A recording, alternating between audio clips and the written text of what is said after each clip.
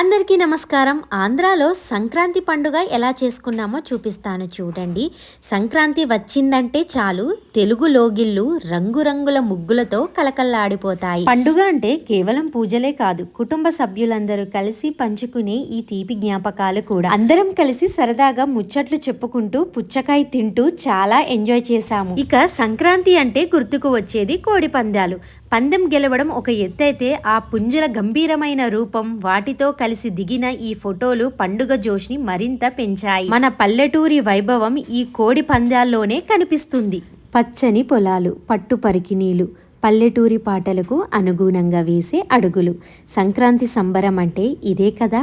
ప్రకృతి ఒడిలో మనం జరుపుకునే ఈ వేడుక కలకాలం గుర్తుండిపోతుంది. మేమందరం పందెం కోడి పట్టుకొని ఫోటో అయితే దిగుతున్నాము, కానీ కోడి పందాల వీడియో ఏంటి పెట్టట్లేదని డౌట్ వస్తుందా?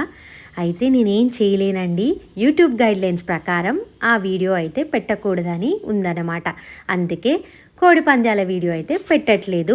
మా ఆయన గారు వాళ్ళ బుజ్జి తమ్ముడితోటి ఫోటో అయితే దిగాక కోడి పందాల దగ్గర నుంచి మేము వేరే ప్లేస్కి అయితే వెళ్ళిపోయాము. మా భాగ్య ఇన్స్టా రీల్స్ అయితే చేసుకుంటుంది. సో అందుకు కొన్ని స్టెప్స్ అయితే ప్రాక్టీస్ చేసి ఇంకా ఇన్స్టెంట్గా రీల్ అయితే చేసేసింది అనమాట. ఇదేనండి మినీ వ్లాగ్.